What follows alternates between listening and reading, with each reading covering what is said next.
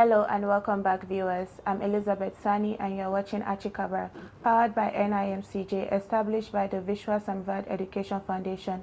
Let's begin. In Gujarat's Bhuj region, age-old traditions are making a comeback as the Acchhi community has decided to put an end to extravagant weddings. Fed up with the escalating expenses and the pressure of keeping up appearances, community leaders have passed a resolution enforcing strict rules around marriage ceremonies. Couples are now required to marry in modest outfits, wearing traditional Gujarati outfits instead of expensive designer wear.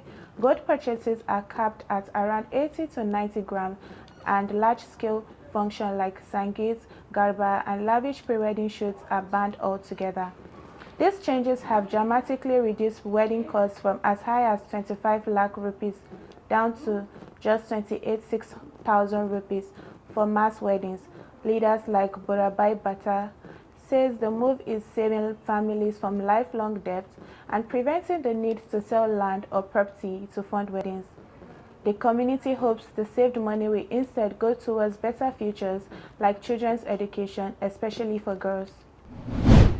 In Gujarat's Navsari district, an inspiring story of perseverance has emerged. Neil Desai, age 52, has been elected Sarpanch of Talod village with a resounding 80% of the vote, despite having failed his Class 12 exams 26 times. Desai, who also holds a PhD in organic chemistry and a diploma in electrical engineering, refuses to give up on his academic journey. He plans to attempt the Class 12 exams for the 27th time next year.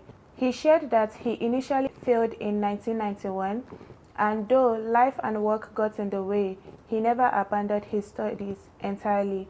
Residents of Talod village has rallied behind him, inspired by his determination. Desai's story is a powerful reminder that resilience and dedication can define a person far beyond academic qualification. 17-year-old Gout from Australia is generating huge buzz after a sensational run in Europe. Competing in his first senior race outside Australia, Gout clocked an impressive 20.0 seconds in the 200 meters at the Ostrava Golden Spike meet.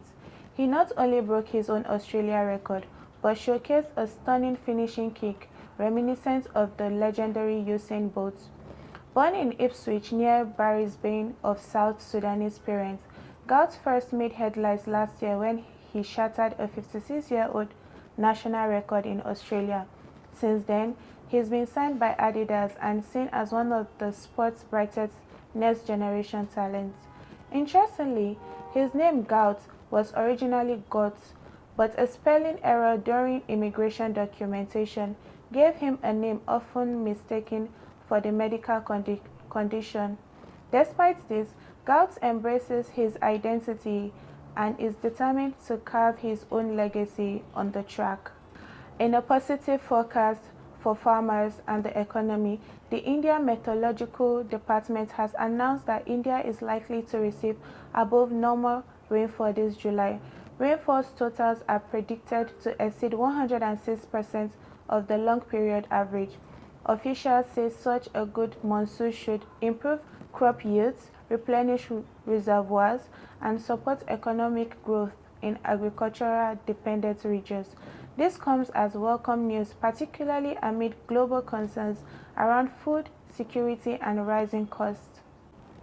Ahead of World Social Media Day, Gujarat's government has highlighted how social media platforms are now essential tools for crisis management and public communication, from managing flood alerts and traffic updates to resolving cyber crimes complaints.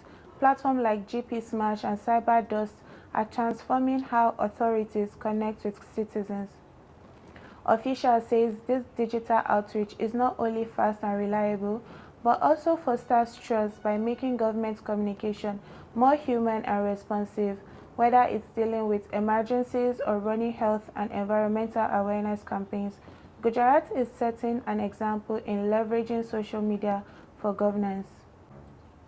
In the startup space, Bengaluru-based B2B e-commerce platform Jumbotail has joined India's Unicorn Club after raising $120 million in funding led by SC Ventures, the investment arm of Standard Chartered. This new funding pushes Jumbotail valuation above the $1 billion mark, making it the fifth Indian startup to achieve unicorn status this year. As part of its growth strategy, Jumbotail has also acquired Solve India, expanding its network to over 500,000 small retailers across 400 cities and towns. This comes even as the B2B e-commerce sectors faces cooling valuations, showing investors still have strong faith in Jumbotail's future potential. Spiritual and global significance from Dharamshala, where the Dalai Lama, who turns 90 on the 6th of July, has suggested that the institution of Tibetan spiritual leader will continue, hinting at the creation of a new framework for succession. As week-long celebrations begin for his milestone birthday, over 100 Tibetan Buddhist spiritual leaders are gathering for a religious conference, the first since 2019. Hollywood actor Richard Gere, a long-time advocate for Tibet, is also expected to attend. There is growing speculation that the Dalai Lama may soon announce plans regarding his successor.